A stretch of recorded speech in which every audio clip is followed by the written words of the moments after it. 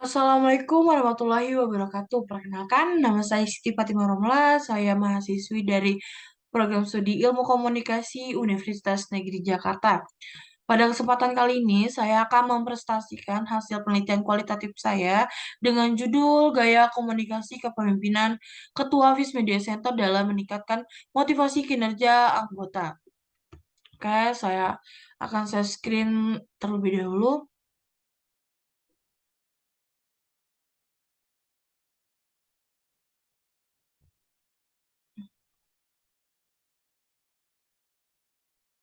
Oke, ini judul saya yang bisa dilihat.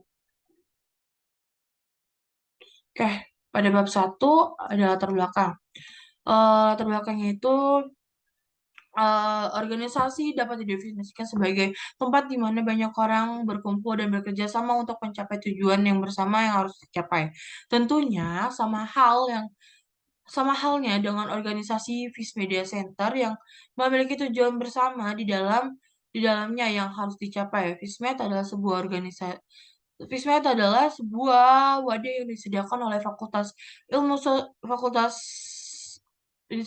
disediakan oleh fakultas yang berada di bawah naungan dekanat yang berfungsi untuk menyebarkan informasi terkait Fakultas Ilmu Sosial dan juga meliput kegiatan yang dilaksanakan oleh fakultas. Tujuan tersebut dapat tercipta jika adanya kinerja yang baik dalam organisasi tersebut.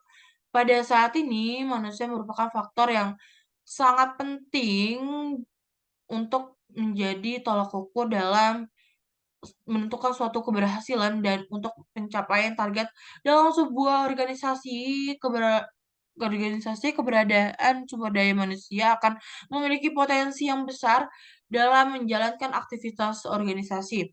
Setiap sumber daya manusia yang ada akan mempunyai potensi yang harus dimanfaatkan dengan baik.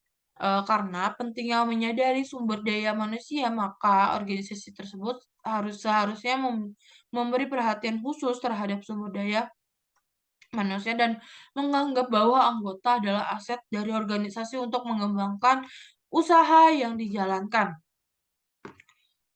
Oke, kinerja merupakan hasil kerja yang dicapai seseorang sesuai dengan tugas dan perannya sesuai dengan tujuan organisasi yang dihubungkan dengan standar kinerja tertentu dari organisasi di mana individu itu bergabung.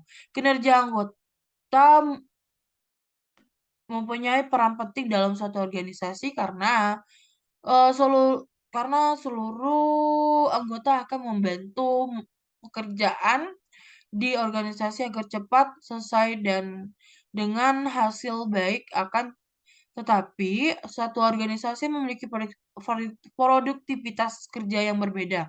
Karena itulah diperlukan hubungan yang baik antara pemimpin dan juga atau staf anggota. Maka akan munculnya keadaan yang baik juga. Begitu juga, sebaliknya jika gaya kepemimpinan kurang baik pada anggota, maka akan tercipta kesalahpahaman dan akan berimbas kepada produktivitas karyawan tersebut. Untuk mencapai kinerja atau prestasi kerja karyawan yang maksimal, penggunaan gaya kepemimpinan yang tepat dari atasan merupakan salah satu faktor yang sangat penting untuk meningkatkan kinerja anggota. Setiap pemimpin pada dasarnya memiliki perilaku yang berbeda dalam memimpin para pengikut. Perilaku pemimpin tersebut tersebut disebut dengan gaya kepemimpinan. Dalam organisasi Vis Media Center, belum diketahui apakah gaya kepemimpinan ketua Vis Media Center dapat meningkatkan kinerja anggota Vis Media Center. Pada kesempatan kali ini, peneliti akan meneliti apakah gaya kepemimpinan ketua Vis Media Center dapat meningkatkan kinerja anggota Vis Media Center. Nextnya, di sini ada rumusan masalah. Yang pertama ada gaya kepemimpinan apakah yang diterapkan oleh organisasi Vis Media Center. Yang kedua, apakah gaya kepemimpinan dalam organisasi Vis Media Center dapat meningkatkan motivasi kinerja anggota Vis Media Center. Lalu ada tujuan penelitian. Yang pertama, untuk mengetahui apakah gaya kepemimpinan yang dapat diterapkan ketua organisasi Fish Media Center. Yang kedua, untuk mengetahui apakah gaya kepemimpinan ketua organisasi Fish Media Center dapat meningkatkan motivasi kinerja anggota Fish Media Center. Lalu ada manfaat penelitian. Yang pertama, manfaat bagi organisasinya adalah agar dapat mengetahui gaya kepemimpinan pada saat kepemimpinan saat ini terhadap peningkatan kinerja anggota Fish Media Center dan dapat mengetahui jika ada kesalahan dalam gaya kepemimpinannya. Secara teoritis, penelitian ini diharapkan bermanfaat untuk penelitian penelitian lanjutan dan menambahkan kepustakaan. Lalu kita masuk ke bab 2 yaitu ada landasan teori. Menurut buku Komunikasi Antar Manusia oleh Joseph De Vito halaman 377 bahwa komunikasi organisasi merupakan pesan yang terjadi dua arah, yaitu pengiriman dan penerimaan berbagai macam pesan yang terjadi dalam organisasi di dalam kelompok informal maupun formal organisasi. Dalam sebuah organisasi, semakin besar organisasi tersebut, maka akan semakin besar dan kompleks juga komunikasinya. Contohnya seperti organisasi yang berisikan 3 orang, maka komunikasinya akan sederhana. Tetapi jika organisasi yang berisikan 1.000 orang, maka akan semakin kompleks juga komunikasinya. Lalu kita masuk ke review literatur atau tinjauan pustaka merupakan langkah penting di dalam penelitian. Langkah ini meliputi identifikasi, lokasi, dan analisis dari dokumen yang berisi informasi yang berhubungan dengan permasalahan penelitian secara sistematis. Dokumen ini meliputi jurnal, abstrak, tinjauan buku, data statistik, dan laporan penelitian yang relevan.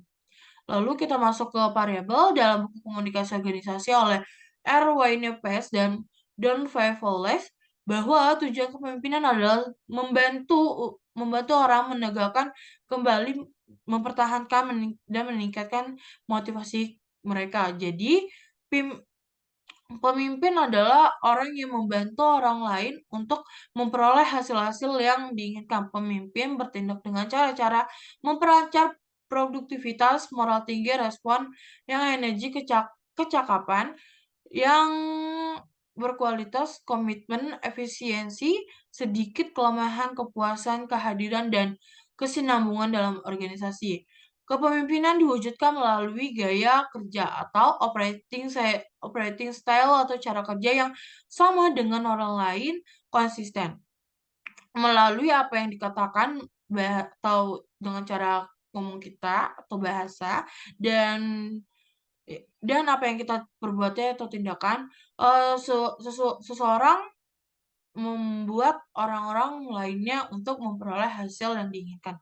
Cara seseorang berbicara kepada yang lainnya dan cara seseorang bersikap di depan orang lain merupakan suatu gaya kerja. Kayak bab 3 metodologi penelitian. Di sini yang pertama ada paradigma penelitian. Paradigma yang penelitian ini yaitu paradigma interpretif, adalah salah satu paradigma non-positivisme. Pendekatan alternatif ini berasal dari beberapa filsuf Jerman yang berfokus penelitian pada peranan bahasa, interpretasi, dan pemahaman dalam ilmu sosial. Cara pandang yang digunakan milik kaum nominalis ini yang melihat realitas sosial adalah suatu yang hanya merupakan label dan konsep yang digunakan untuk membangun realitas serta tidak ada sesuatu yang nyata. Pendekatan penelitian yaitu kualitatif, suatu proses penelitian dan pemahaman yang berdasarkan metodologi yang menyelidiki suatu fenomena sosial dan masalah manusia.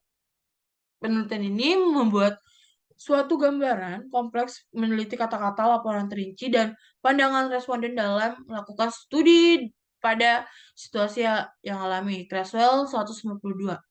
Penelitian ini bersifat interpretatif, menggunakan pendekatan kualitatif, metode kualitatif, Memungkinkan penelitian mendekati data sehingga mampu mengembangkan komponen-komponen keterangan yang analitis, konseptual, dan kategoris dari data itu sendiri, dan bukannya teknik-teknik yang ada konsepsikan sebelumnya.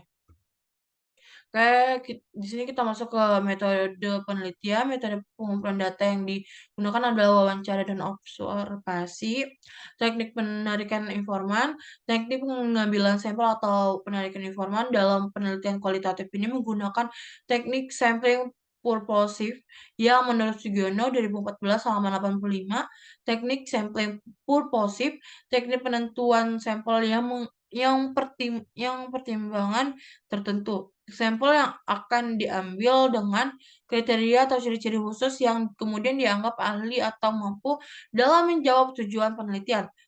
Selanjutnya ada metode pengumpulan data. Pengumpulan data merupakan langkah yang paling tepat dalam penelitian karena seperti yang tujuan utama dari penelitian adalah mendapatkan data. Tanpa adanya pengumpulan data, maka peneliti akan mengalami kesulitan dalam mendapatkan data yang memenuhi standar data yang ditetapkan. Menurut Profesor Dr. Sugiono dalam bukunya Memahami Penelitian Kualitatif 2010 halaman 63 ada beberapa macam pengumpulan data yaitu observasi, wawancara, dokumentasi, dan gabungan atau triangulasi.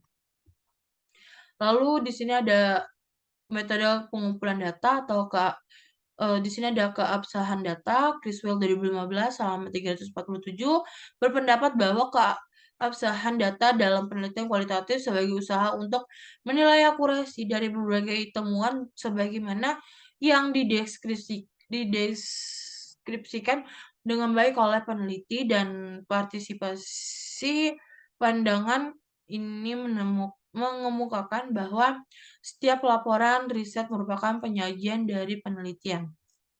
Oke, di sini kita udah masuk ke metode analisis data. Menurut Criswell 2018, halaman 262, biasanya dalam penelitian kualitatif yang digunakan pada umumnya prosedur dari umum pada langkah-langkah yang khusus, walaupun analisis ini tergantung dengan jenis strategi yang dipakai. Tetapi idealnya adalah mencampurkan dengan prosedur yang umum ke langkah-langkah yang khusus. Menurut Sugiono 2014 halaman 246 dalam proses analisis sebuah data yang menggunakan metode penelitian kualitatif, proses pengumpulan data dilakukan saat sedang berlangsung pengumpulan data, kemudian selesai proses pengumpulan data pada periode tertentu dan wawancara. Selanjutnya peneliti telah melakukan analisis dengan jawaban yang diwawancarai. Sekian presentasi hasil penelitian saya. Kurang lebihnya mohon maaf apabila ada salah kata, salah penulisan. Semoga presentasi penelitian saya dapat bermanfaat. Billahi taufiq wal hidayah. Wassalamualaikum warahmatullahi wabarakatuh.